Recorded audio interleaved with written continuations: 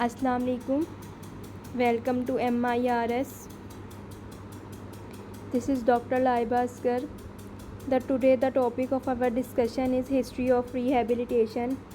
Basically जो rehabilitation है उसकी पूरी एक हिस्ट्री है, पूरी एक तारीख़ है कि वो किस किस तरह से उसमें मुख्तलिफ़ दौर में उसके ऊपर किस किस तरह से वर्क हुआ। उसके बाद वो आपके पास हमारे पास एक मॉडर्न वे में आई, तो उसकी पूरी एक हिस्ट्री है। उसके ऊपर मुख्तलिफ़ एरा में मुख्तलिफ़ काम हुए हैं, तो हम देखते हैं कि वो कौन कौन से एरा थे जिनमें इस पर मुख्तलिफ़ दौर में मुख्तलिफ़ जो काम हुए हैं। तो सबसे पहले इसमें आ जाता है चाइनीज़ वर्क, फिर आ जाता है ग्रीक वर्क। और जो ग्रीक वर्क है वो हम मिला के पढ़ते हैं किसके साथ, एरा बिफ़ोर हज़रत ईसा अलैहिस्सलाम की आमद से पहले का, जिसको हम बिफ़ोर करंट एरा भी बोलते हैं। फिर आ जाता है रोमन कंसेप्ट, फिर आ जाता है मिडल एज, और जो मिडल एज का ज़माना है वो जिमनास्टिक्स का दौर है बेसिकली। फिर आ जाता है रिहेबिलिटेशन इन यूएसए, फिर करंट यूएसए रिहेबिलिटेशन, फिर आ जाता है रिहेबिलिटेशन इन यूनाइटेड किंगडम। तो ये 8 एस्पेक्ट्स हैं, मुख्तलिफ़ दौर में मुख्तलिफ़ इन पे काम हुआ है।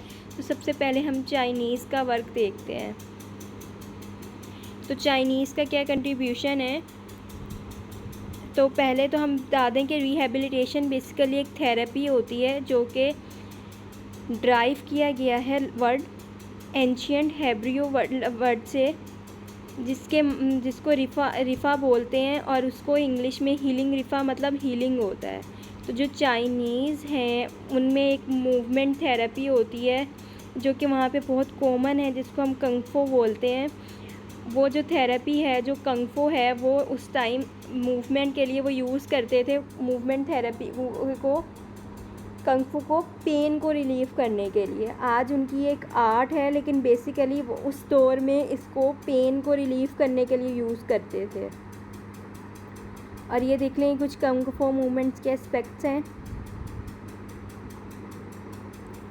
अच्छा, अब ये जो ग्रीक एरा यानी यूनानियों का जो दौर है वो दौर, और यही वो दौर है जो हज़रत ईसा अलैहिस्सलाम की आमद से पहले का दौर है, जिसको हम BC बोलते हैं कि बिफ़ोर करंट एरा। तो जो ग्रीक फिजिशियन है जिसको हम हेरोडिकस बोलते हैं, उसने क्या किया, उसने एलाबोरेट किया सिस्टम ऑफ जिमनास्टिक एक्सरसाइज को, मतलब जो जिम्नेज़ियम में एक्सरसाइजेज़ होती हैं उन्होंने उसको यूज़ किया 5th सेंचुरी में, मतलब 5वीं सदी में। और इन एक्सरसाइज के थ्रू उन्होंने बहुत सी डिजीज़ का ट्रीटमेंट भी किया और प्रिवेंट भी किया बहुत सी डिजीज़ को। कौन से एक्सरसाइज के थ्रू, जिमनास्टिक एक्सरसाइज के थ्रू। और ये देख लें, ये हेरोडिकस जो साइंसदान था वो ऐसा था। अच्छा, अब आ जाता है रोमन वर्क। रोमन वर्क में जो फिजिशियन है जिसने सारा वर्क किया उसका नाम है गैलन। उसने सबसे पहले रिहेबिलिटेट किया मिलिट्री पर्सन्स को, जो कि 2nd सेंचुरी में हुआ था। और ये कौन सी 2nd सेंचुरी है, ये करंट एरा की 2nd सेंचुरी है। अच्छा, अब यहाँ पे जो रोमन्स हैं वो बेसिकली फर्स्ट हैं जिन्होंने रिहेबिलिटेशन को यूज़ किया मिलिट्री के लिए। इसके लिए उन्होंने एक वर्ड्स यूज़ किया जिसको उन्होंने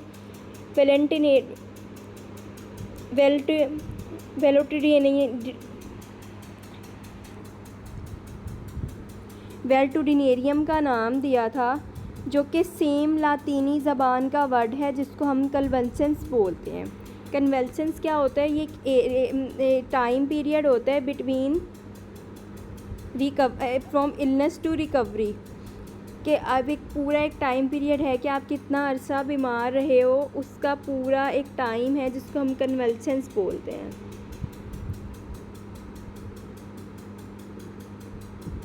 अच्छा, फिर एक बता रहे हैं कि बहुत सी जो लार्ज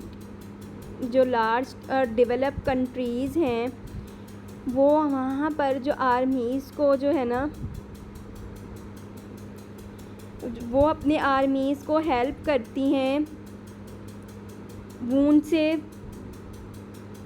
जो उनके ज़ख्मी सोल्जर्स होते हैं जिनमें डिसेबिलिटी आ जाती है, किसी न किसी वजह से वो रिटर्न टू फंक्शंस करने में उन्हें मुश्किल होती है, तो वो हमसे हेल्प करती हैं। आर्मीज़ जो हैं अपने सोल्जर्स को कि वो रिटर्न टू फाइटिंग कर सकें इसके थ्रू, रिहेबिलिटेशन के थ्रू।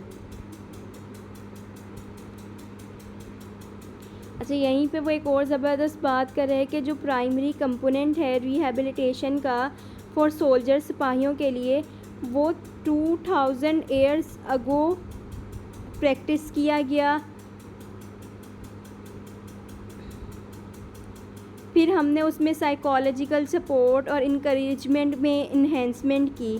लेकिन ये भी सबसे ज़्यादा इंटरेस्टिंग है कि हमारे जो 4 मेन पिलर्स हैं रिहेबिलिटेशन के, उनमें से 3 जो थे वो आज से 200,000 साल पहले भी यूज़ होते थे, और उनको 2000 साल पहले यूज़ कर लिया गया था 4 प्रिंसिपल्स में से 3 प्रिंसिपल्स को। तो यहाँ पे जो हम रोमन वर्क है इसकी के ऊपर जो है ना अपना टॉपिक को अभी इख्तिताम पे लेके जा रहे हैं। ये पार्ट 1 था हिस्ट्री ऑफ रिहेबिलिटेशन को। नेक्स्ट पार्ट्स में हम बाकी कंट्रीज़ का रोल पढ़ेंगे इसके अंदर। दुआओं में याद रखिएगा। तब तक के लिए अल्लाह हाफ़िज़।